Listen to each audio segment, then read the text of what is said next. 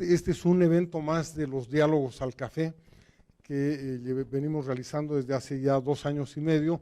Hemos hecho más de 150 eventos, todos ellos están colgados en la red y agradecemos mucho la confianza que nos han dado todos ustedes al participar de estos eventos.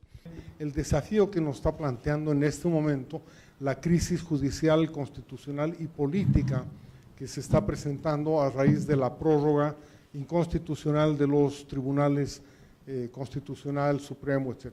Ese es el tema que nos trae, es un tema caliente, es un tema pertinente y es un tema en el que creemos que las 4 personalidades que nos acompañan van a poder aportar de una manera decisiva y eficaz.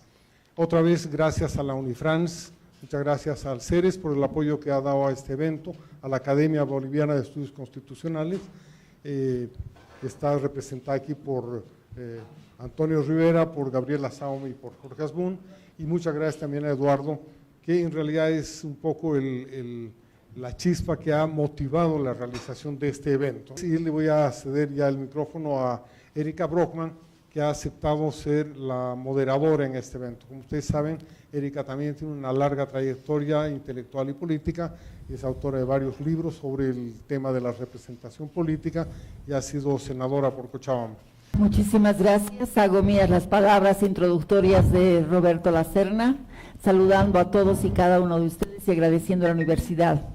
Dicho esto, este momento podemos abrir un momento de intercambio con todos y cada uno de ustedes, algunas inquietudes y preguntas de los presentes, a los que han intervenido a fin de que podamos ampliar o hacer algunas preguntas complementarias que puedan complementar la información que aquí se ha dado o los criterios y las opiniones que aquí se han dado. A ver, tiene la palabra aquí la audiencia. Muchísimas gracias. Adelante, diputado. En principio, quiero ponderar el evento. Muy útil el contar con las opiniones de conocidas personalidades del foro de abogados del país, además personalidades del mundo académico y que tienen una experiencia política. Contamos con un expresidente de la República, un exparlamentario y lógicamente nosotros y la otra colega abogada tiene mucha experiencia en el ámbito del ejercicio de no solo la profesión, sino también del desempeño del Tribunal Constitucional. Es un momento muy especial donde la población está esperando salidas y lo que estamos escuchando resulta de gran peso porque podrían ser rescatadas esas opiniones para resolver el único aspecto que en este momento tal vez está trabando todo en el procedimiento parlamentario. Debo anticipar que soy miembro de la Brigada Parlamentaria de Cochabamba y en ese sentido quiero informar de que se ha avanzado bastante, tal vez lo suficiente como para tener pronto una ley, en este caso el proyecto 144 aprobado y que viabilice el arranque de la elección judicial, pero que está en este momento en su fase final de acordar cuándo y en qué momento se convoca a la Asamblea que apruebe ese proyecto, supeditado a llegar a algunos consensos sobre los autoprorrogados, ¿no? Y creo que las ideas que están planteando podrían dar luces. Primero, respecto a entender si eso es válido o no es válido, la validez sobre todo, o el valor que pueda tener que una ley para estar en consonancia con el artículo 122 de la Constitución pueda dar la vía suficiente, el sustento suficiente para que tengamos autoridades que cumplan esa función de altas magistraturas y lógicamente con mandatos muy específicos que permitan dar la seguridad de que no va a haber más abuso de derechos, digamos así, de quienes están circunstancialmente en esa situación tan especial en el cargo de las magistraturas. Por tanto, quiero expresar en ese sentido que personalmente y sin duda mis colegas estamos acogiendo con mucha expectativa los diferentes criterios que hemos escuchado. Muchas gracias. Erika, si me permites, las redes sociales también están en este momento participando. Dice Daisy Rosas, ¿el auto que se emitieron es válido para su prórroga? Ayúdenos a salir de esta situación que enfrenta el país, dice. Enviamos saludos también a la gente que está compartiendo sus preguntas por las redes sociales. Muchísimas gracias, es una pregunta pertinente, es parte de la esencia de este evento. Aquí los presentes están un poco callados, a ver, ¿Qué ¿Hay alguna inquietud respecto? De hecho, vemos acá dos opiniones y nos da una pista, una luz al final del túnel con una propuesta que pareciera interesante, intermedia para resolver problemas que en la historia boliviana han sido absolutamente comunes, o sea, no es nada nuevo bajo el sol, no tenemos. Sí, adelante. Yo creo que tengo una pregunta. Aprovechando que estamos, bueno, ante personas con mucho recorrido y conocen la historia de nuestro país, lamentablemente el tema jurídico pues es un poco complicado. Desde el punto de vista exterior, ¿cómo ustedes perciben que otros estados en la región, ¿no? Tenemos un conflicto bélico encima, conflictos regionales intensos acá en Sudamérica? ¿Cómo creen que nos ven desde afuera? ¿Será que tenemos esta crisis judicial que tenemos, la hemos venido arrastrando con diferentes problemas que ustedes han señalado, el tema de presupuesto, la poca credibilidad, corrupción, falta de transparencia, pero este es un momento importante o será otro momento más? Estoy pensando tal vez que algún estado, otra región pueda interpretar estos síntomas que tenemos en Bolivia, tal vez como algo que vaya a perjudicar el tema de cooperación internacional. ¿Hay algún resultado que ustedes puedan atisbar de lo que está pasando acá desde afuera? Gracias. Creo que las preguntas están dirigidas a ambos panelistas, entonces voy a dar la palabra primero a Adriana. A Gabriela, perdón. Perfecto, no, muchas gracias. Gracias por las preguntas efectuadas, muy interesantes. Voy a empezar por esta última. Bueno, pues evidentemente no nos hace bien, ¿no? No nos hace bien como bolivianos, no nos hace bien en el tema de las inversiones, en el tema de las empresas que quieren invertir en Bolivia, porque si tenemos una justicia endeble, si tenemos una justicia que no tiene la imparcialidad que debería tener, pues evidentemente no tienen las garantías para efectuar sus trabajos, para invertir el dinero en Bolivia, ¿no? Creo que realmente somos mal vistos, ¿no? Particularmente no tengo una noticia fehaciente de que tal país ha dicho o ha realizado tal comentario sobre Bolivia, pero es indudable que si tenemos un órgano judicial desgastado, parcializado, ¿no? Efectivamente nos vemos mal en el exterior. De hecho, lo que sí tenemos es la calificación que hacen diferentes instituciones sobre la confiabilidad de la justicia y estamos muy abajo, ¿no? Entonces somos un país que tiene una de las justicias más deterioradas, y bueno, eso daña a toda la población, ¿no? Con relación al primer punto sobre la validez de esta declaración, creo que ese era el sentido, ¿no? de la pregunta que fue efectuada, ¿no? Bueno, en realidad, como lo hemos dicho, no correspondía, ¿no? La autoprórroga, ¿no? Y efectivamente podríamos ser categóricos en el sentido de decir todo lo que haga este Tribunal Constitucional es nulo, ¿sí? Porque efectivamente está el artículo 122 de la Constitución Política del Estado en ese sentido. Son nulos los actos, resoluciones, ¿no? De quienes actúen ejerciendo funciones o usurpando funciones que no le competen, ¿no? Pero yo creo que aquí tenemos que tener cautela. ¿Por qué? Porque el Tribunal Constitucional no solamente resuelve casos vinculados a temas políticos, normativos, ¿no? Competenciales, sino que ve temas de derechos, de garantías. Ve casos de todos los días, se pronuncia sobre resoluciones de tribunales ordinarios, agroambientales, resoluciones de autoridades de los diferentes niveles de gobierno. Que si nosotros decimos que todo lo que haga este tribunal es nulo, ¿sí?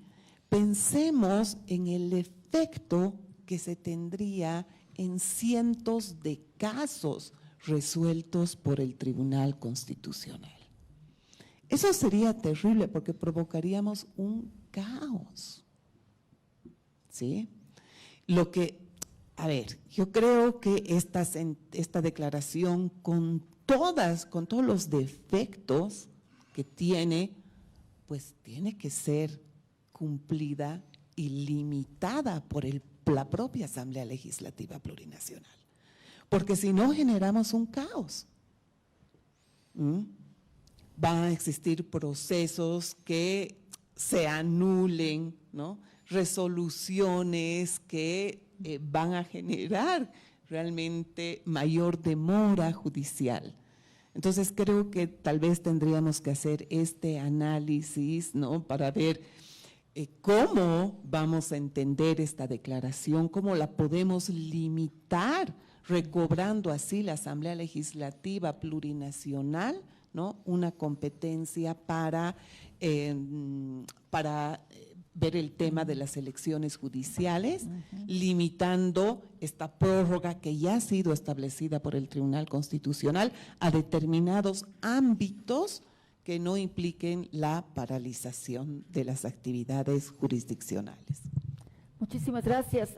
Ahora, el doctor Rodríguez, usted tiene que dar las respuestas. Sí, gracias.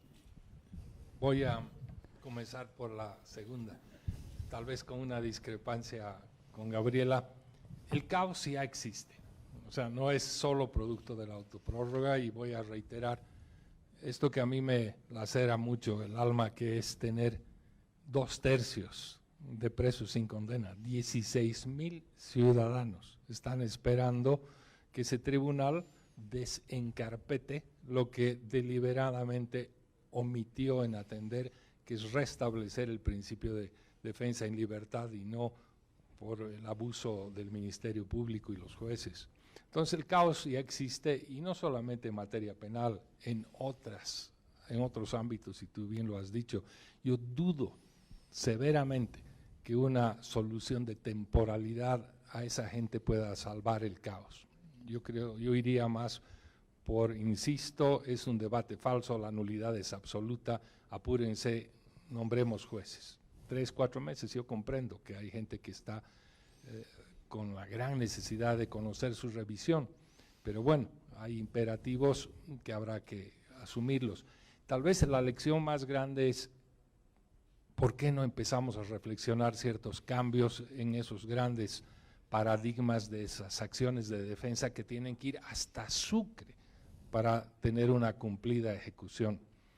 Y también recuperar lo que yo llamo un antes y un después en la tarea del Tribunal Constitucional, y Gabriela precisamente señaló que en el pasado sí tuvimos más que prórrogas, suplencias por decreto, pero tuvimos un tribunal que tuvo la cautela de hacer exhortaciones de cooperación interpoderes. Dijo, sí, esto no es legal, pero ustedes hagan su trabajo. Eso es lo que yo extraño de este tribunal, de esos ciudadanos que se están haciendo la mofa de nosotros los bolivianos, pensando que a título de la sofisticación de 120 páginas de su declaración tenemos que tragarnos de que lo que ellos dicen es la sabiduría plena. Lo que ellos debieran haber hecho es advertir en su momento, en abril del año pasado, decir, faltan pocos meses, sentido de oportunidad, de eficiencia, hagan su trabajo, colaboremos. Pero no, vamos a premiarlos todavía. Yo creo que hay que seguir reflexionando. Por una parte, y mi criterio se mantiene, son nulos sus actos y no hay lugar, a mi juicio, para expandir su competencia. En materia del efecto internacional, yo creo que los bolivianos ya estamos acostumbrados a que nos digan de afuera lo mal que estamos, lo que deberíamos hacer. Hace poco la relatora de independencia de la abogacía y de los jueces nos los ha dicho, el CIDH nos los ha dicho, el señor Diego García Sayán ha venido, es decir, ya yo puedo enumerar docenas de informes, pero lo que está sucediendo y que es muy grave es que esto ya no captura el interés ni de la propia judicatura y menos de la jefatura del Estado. Simplemente dejan pasar y la pérdida de liderazgo en la judicatura, porque la nueva Constitución eliminó una presidencia o una cabeza del órgano judicial, que no existe. Entonces, todo pasa por el órgano ejecutivo. Se creó un Ministerio de Justicia que es la instancia donde se administran todos los proyectos de cooperación, las iniciativas legislativas, y parecería que es el conductor de la actividad judicial en el país a quien le toca ser ministro o ministra de Justicia. Un despropósito que le quita independencia a que sea el órgano judicial el que tome iniciativas. No existe cabeza del órgano judicial. Entonces, Gabriela, plenamente no nos va bien como imagen, y se sabe que la inversión productiva externa, sobre todo de capitales privados, lo primero que hacen en esos procesos de debida diligencia que llaman es saber si tendrán un resguardo de sus inversiones, y no existe. Don Mario Salinas, adelante. Buenos días. He escuchado con mucha atención las exposiciones. Yo solamente quiero preguntar, independientemente de manifestar cuál es mi criterio respecto de cada una de las posiciones.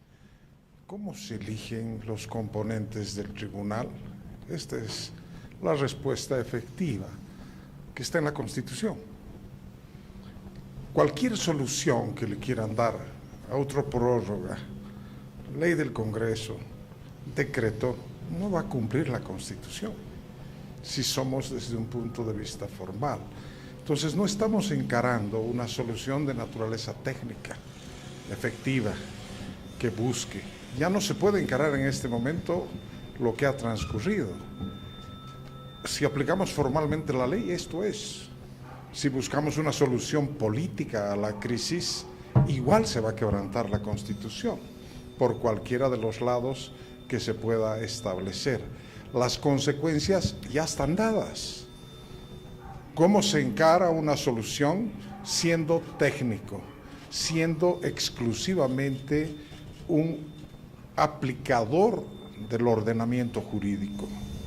Y es que la crisis sobreviene como consecuencia de la absoluta injerencia política, hasta en las decisiones de naturaleza judicial, en los sistemas de elección, y en que no se pueda verlo al órgano judicial y a toda su estructura en un contenido exclusivamente técnico. Pueden haber diferencias de opiniones, desde luego. Estas diferencias de opiniones en cómo se interpreta la ley, en cómo se la aplica, pero el sistema jurídico que nosotros poseemos es un sistema de naturaleza escrito. Y este es un debate de naturaleza mundial, si tenemos que traer a aplicar los principios, las finalidades y las orientaciones en prescindencia de lo que está establecido en el ordenamiento jurídico, incluso desde la propia Constitución. Este es un debate que puede ser el neoconstitucionalismo, el juspositivismo e incluso las nuevas tendencias de la argumentación jurídica. Pero ustedes son operadores de justicia. Yo también me considero operador de justicia en mi condición de abogado. Entonces, los vaivenes que tenemos de interpretar en algunos casos, me incluyo porque alguna vez ha sucedido, de decir hoy aplico la ley, mañana no aplico la ley, busco una solución transitoria para solucionar un problema de naturaleza político. Esta es lo que nos tiene mal. Y esto obviamente entran en factores de naturaleza hasta ética, de decir tengo que aplicar este criterio así no me guste. Entonces pienso que las postulaciones tienen que ajustarse a la ley, y en eso coincido con el doctor Rodríguez. Hay que buscar cumplir la Constitución y no salir de la crisis. Esto es simplemente un comentario que se los dejo en el aire. Todos tenemos una visión, y desde luego las visiones son absolutamente respetables, y desde la visión que pueda cada uno acoger desde el punto de vista técnico, jurídico y no político. La palabra para don Freddy. Buenos días. Agradezco el invaluable aporte del doctor, porque es precisamente en ese punto donde me gustaría hacer énfasis. Mucho se ha hablado este día sobre la crisis judicial, sin embargo, es poco lo que se sabe sobre las respuestas ante esta crisis. Es evidente decir que se han generado incontables preguntas para satisfacer las necesidades que algo de esta índole requiere. Sin embargo, me gustaría centrarme específicamente en un punto que ya lo había mencionado el doctor, y es precisamente el tema de la interpretación de la norma. Ya que bien dice una frase, no hay mayor acto de hostilidad que generar la incertidumbre. Esta frase creo que nos representa a muchos de nosotros, también lo ha manifestado la doctora al estar al pendiente cada día sobre su situación, y es el caso de muchos de los bolivianos, el no tener una respuesta, el no tener el fácil acceso a esta clase de conversatorios, el no tener el invaluable aporte de un profesional junto a su experiencia, ¿no es así? Es entonces que a mí, desde mi limitada posición, claro, me gustaría satisfacer una de estas respuestas ante la crisis que nos envuelve. Y esta es, como bien mencionaba, en torno al tema de la interpretación, ya que me encuentro culminando justamente lo que es el proyecto de la culminación de una aplicación digital que permite el foro abierto de abogados en el área constitucional específicamente, para que puedan dar respuesta ante la interpretación de la norma. Esta aplicación consiste en la copia exacta de la Constitución, sin embargo, desglosa cada artículo con la interpretación de un profesional en el área. En su momento, la idea original era acudir a la opinión del Tribunal Constitucional para que nos genere un criterio más exacto. Sin embargo, bien lo había dicho el doctor, la opinión es subjetiva, la interpretación es incoherente en la mayoría de los casos, y no es sino que se genera una respuesta hasta que se acude a la opinión popular de expertos en el área. Es de ese modo que me gustaría generarles dos preguntas. En primera, ¿en qué medida creen que esta aplicación y el alcance de su conocimiento pueda ayudar a la generación popular, a las personas que no tienen un fácil acceso a este tipo de información? Y segundo, ¿no creen que tal vez centrarnos no solo en el pasado, sino en las propuestas que nos abre el futuro, como es la interpretación que puede proveer aspectos como la inteligencia artificial, o bien la cabida de foros especializados para abrir el debate abiertamente y sobre todo de forma gratuita hasta personas que lamentablemente no pueden permitirse este tipo de información, al menos con fácil acceso? Así que nuevamente me gustaría redirigirles la palabra para saber su postura ante esta nueva propuesta, por favor. Creo que Freddy es el último de la segunda ronda. Muchísimas gracias. Realmente muy contento de estar en este foro, porque son verdaderas, yo diría, personalidades desde mi punto de vista, que podrían darnos el camino hacia la salida de esta crisis tan grave en la que se encuentra el país. No es solo una crisis judicial, el país está en crisis muy grave.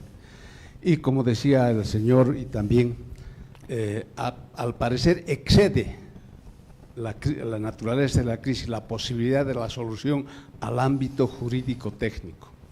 Yo pienso que va más allá. Ya estamos fuera del orden constitucional. El tema es cómo volvemos al orden constitucional, y eso naturalmente entra ya al ámbito político. Me atengo también a lo que decía el expresidente Rodríguez Belcé, aquí no es entre evistas y arcistas, ¿no? Porque los dos bandos quieren lo mismo. ¿Para qué para qué está haciendo lo que está haciendo? Para controlar el órgano judicial a su favor y perseguir al resto. ¿Para qué quiere Evo Morales? ¿Para qué está haciendo sus bloqueos? Para controlar el Poder Judicial y manejarlo contra sus… ¿no? Entonces, la esencia de nuestros políticos no cambia, ¿no? No cambia. Y yo creo que mientras nuestro foro se mantenga muy alejado de la política, así bien separado, ¿no? y temeroso de dar una opinión política, temeroso de formar una opinión nacional desde el ámbito técnico-jurídico, pero con proyección política, no va a haber solución, porque todos nuestros políticos buscan eso, buscan el poder y el poder total, ¿no? El modelo del socialismo del siglo XXI que estamos viviendo desde el 2006, ¿no? Es pues eso, ¿no? O hay constitucionalidad en Nicaragua, en Venezuela o en Cuba, ¿no? Entonces, yo creo que estamos precisamente en un momento clave de nuestra historia en el que podríamos retroceder hacia ese modelo, porque desde mi punto de vista es un retroceso, o podríamos retomar lo que iniciamos con las reformas cuando se crearon el Tribunal Constitucional, el Consejo de la Judicatura, podríamos retomar ese rumbo, pero eso no va a venir de nuestros políticos, aunque son ellos los que tienen que dar la solución y el retorno al orden constitucional, no va a venir de ellos, sí puede venir de foros como este. Ustedes, autoridades desde el mundo jurídico en nuestro país, muy respetados, tienen que hacer valer su opinión, y esa opinión no puede ser estrictamente técnica y académica y separada, no queriendo marcharse la política, tiene que serlo también, ¿no? Entonces, ese es mi comentario, gracias. Sí, doctora. Yo discrepo con el doctor Rodríguez Belcé, en el tema del falso debate. Yo creo que aquí hay un debate fundamental. Estamos hablando de democracia o no democracia. Estamos hablando de un Estado de derecho o de un Estado de no derecho.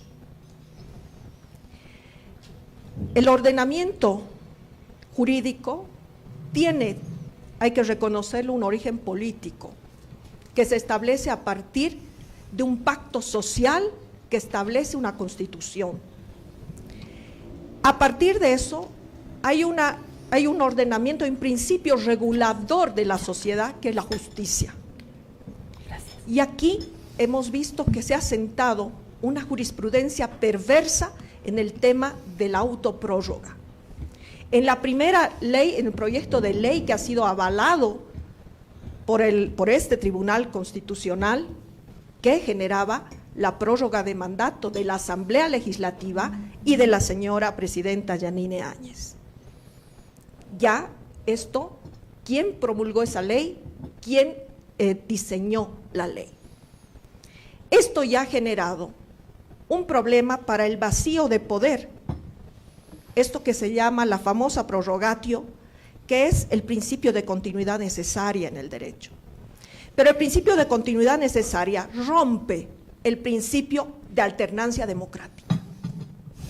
Y si el espíritu de la Constitución es establecer un Estado de Derecho y es generar la consolidación del sistema democrático en Bolivia, entonces estos señores no pueden quedarse. Un ejemplo claro y de la jurisprudencia de este tipo es Sócrates. Sócrates tuvo que beberse la cicuta para generar la seguridad jurídica. Nosotros tenemos que luchar por la seguridad jurídica del Estado, por la seguridad jurídica del sistema democrático. El bien mayor que debemos proteger en este momento es la democracia. No podemos nosotros ir a medias, no hay media democracia, no hay media constitución, no hay media interpretación. Entonces, acá tenemos que tener la valentía y todo, no se puede seguir generando una jurisprudencia de rompimiento continuo, de transgresión continua del sistema constitucional, del ordenamiento constitucional, porque esto en el marco del protocolo de Ushuaia ya se llama ruptura de orden constitucional y ya se llama ruptura de orden democrático. Entonces, no podemos nosotros darles 1 milímetro de permiso, ni de acción, ni de nada, porque estos ya han sobrepasado lo que es el ordenamiento constitucional y democrático del país. Ellos no merecen un juicio de responsabilidades, ellos merecen un juicio ordinario, porque ya no son autoridades que han roto la Constitución y que han roto el orden democrático. Esto no es una crisis política, esta es una crisis de Estado. Y la responsabilidad de los parlamentarios tiene que ser responder en la medida que la historia les está pidiendo, proteger la democracia boliviana. Entonces, yo creo que no es un falso debate solamente de posicionamiento político, pero sí es un gran debate de qué queremos los bolivianos, democracia o no democracia. Muchísimas gracias, doctora. Yo quisiera ahora sí cerrar esta ronda. Y antes de ceder la palabra, ahora sí, primero al doctor y escuchar las provocaciones sobre la obligación en determinadas circunstancias de romper este ciclo, digamos, perverso de salirse de la Constitución a través de prorroguismos y leyes excepcionales. Recordar también, doctor Rodríguez, hace un tiempo el propio Tribunal Constitucional emitió una sentencia invocando y exhortando al Poder Legislativo para que acelere el trámite de la ley para la convocatoria. Y bueno, aquí hay muchas responsabilidades, hay en todo lado. Entonces, cedo la palabra al doctor Rodríguez para ver cómo responde a las provocaciones, a los criterios, al problema de la interpretación que se ha planteado en las dos primeras preguntas. Reiterar que es muy positivo este debate. Yo convengo en que coincidimos en que esta decisión es desafortunada y antidemocrática.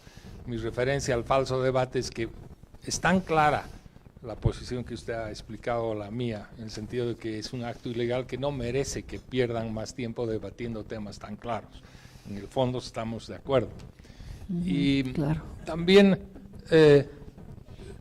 en términos generales a lo que expresó el colega y los dos colegas, es que estamos en un tiempo en el que hay una especie de ecuación entre constitucionalismo, derecho y democracia que hay que recuperar, pero no desde la perspectiva, digamos, solamente académica o sofisticada, a la cual, y tiene razón el colega, el ciudadano común no accede.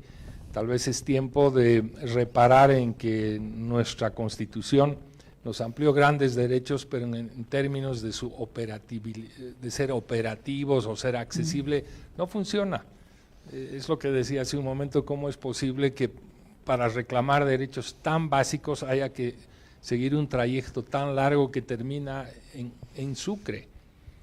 Creo que es el tiempo, y por eso insisto, yo lo he señalado así, se ha abierto un momento constituyente, un momento de dialogar entre nosotros, los ciudadanos. Somos nosotros, ni siquiera los políticos o los abogados los que tienen que definir.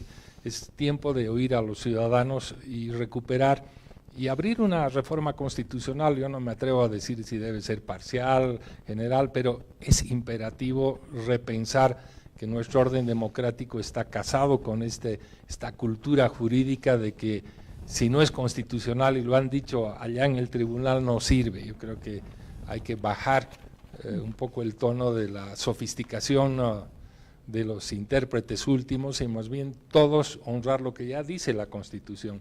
El primer deber ciudadano es conocer, respetar y hacer respetar la Constitución. Y es sentido común, no es mucho más que eso. Yo simplemente quiero volver a agradecer cada una de las expresiones porque esto es lo que necesitamos, más diálogo. Gabriela. Perfecto, muchas gracias por las preguntas efectuadas, todas muy interesantes. Y bueno, la verdad es que voy a empezar por el tema de la interpretación, ¿no? Yo creo que esto es vital, ¿no? El tema de la interpretación es el elemento central de esta discusión, ¿no? Es decir, ¿cuáles son los límites de la facultad interpretativa? El Tribunal Constitucional puede interpretar la Constitución.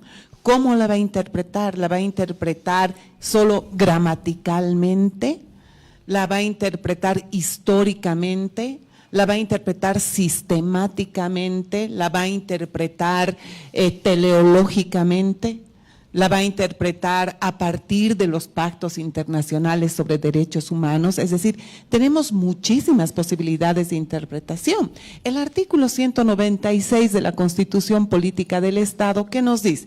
Nos dice que para la interpretación de la Constitución Política del Estado, se atenderá preferentemente a los documentos, ¿no?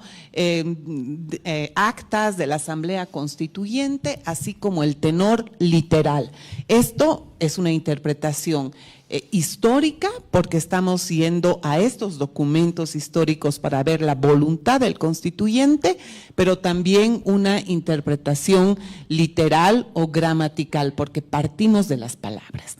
Pero fíjense que la Constitución no está excluyendo otras posibilidades de interpretación, te dice preferentemente. Y es que la propia Constitución Política del Estado abre espacios de otras formas de interpretación. Por ejemplo, en el tema específico de derechos humanos, nos habla de la interpretación conforme a los pactos internacionales de derechos humanos, que está en el artículo 256 de la Constitución.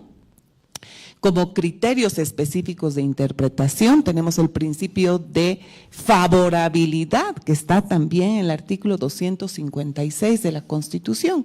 Y el artículo 2 del Código Procesal Constitucional amplía las posibilidades de interpretación y nos dice que también se utilizará la interpretación sistemática de la Constitución, la interpretación teleológica de la Constitución, ¿no? Esto es importante, ¿por qué? Porque, a ver, muchas veces vamos a ir inclusive más allá del texto, de la literalidad del texto constitucional, haciendo una interpretación sistemática, haciendo una interpretación teleológica. Por supuesto que podemos ir más allá de lo que dice la Constitución literalmente, ¿sí? De hecho, además, en las nuevas fórmulas de argumentación o en las nuevas metodologías argumentativas, ¿no? Pues tenemos ahora el desarrollo de lo que es el juicio de proporcionalidad, el juicio de ponderación, el juicio de razonabilidad, que son todas metodologías, estas metodologías que tienen que ser analizadas en el tema de la proporcionalidad frente a una limitación de derechos, ¿sí? No todos los derechos son absolutos, y eso lo ha dicho la Corte, además, en la opinión consultiva sobre el tema de la reelección, que precisamente lo que extraña a la Corte Interamericana de la sentencia 84-2017, que es el tema de la reelección, es precisamente la falta del desarrollo de un juicio de proporcionalidad. El juicio de proporcionalidad se utiliza ante la limitación de derechos. Como no hay derechos absolutos, los derechos pueden ser limitados. Pero para analizar si esa limitación es compatible con la Constitución, con las convenciones internacionales, pues tenemos que analizar si es proporcional, ¿sí? Y para eso se requerirá analizar la finalidad de esa medida limitadora del derecho, la idoneidad o adecuación de la medida, la necesidad de la medida y la proporcionalidad en sentido estricto. La razonabilidad, el juicio de razonabilidad, ¿cuándo se utiliza? Cuando se van a analizar normas, determinaciones que sean contrarias al principio de igualdad y no discriminación. Y aquí efectivamente inclusive el propio Tribunal Constitucional tiene un test de la igualdad, de la razonabilidad. Y por otra parte el juicio de ponderación se utiliza ¿cuándo? Cuando existen derechos contrapuestos. Y aquí lo que se hace es analizar el derecho que tiene prevalencia en el caso concreto, dadas las condiciones fácticas, ¿sí? Dada la situación concreta. Entonces, toda esa nueva metodología efectivamente tiene que ser utilizada, lo mismo que el tema de la interpretación. Entonces, ¿a qué quiero llegar con esto? Sí, termino, a que el Tribunal Constitucional sí puede ir más allá de la literalidad. Y solamente para comentar cómo el tribunal ha ido trabajando, por ejemplo, en estos días. Les doy un ejemplo, el tema del matrimonio igualitario. La Constitución Política del Estado, ¿qué nos dice en el artículo 63? ¿Sí? Nos dice el matrimonio entre un hombre y una mujer se desarrollará, Aparentemente la Constitución nos dice que el matrimonio es solo entre un hombre y una mujer. Pero ¿qué nos dice la Corte Interamericana de Derechos Humanos en la opinión 24/2017? Nos dice que el matrimonio debe ser reconocido también a las personas del mismo sexo, porque si no se estaría actuando en contra del principio de igualdad y no discriminación, ¿no? O sea, fíjense, nosotros, ¿qué norma vamos a aplicar? ¿La norma interna, el artículo 63 o la opinión consultiva 24? La opinión consultiva 24. ¿Por qué? Porque es una norma más favorable al ejercicio de un derecho, ¿sí? Y así lo ha entendido el tribunal ya en varias sentencias a propósito de esta opinión consultiva.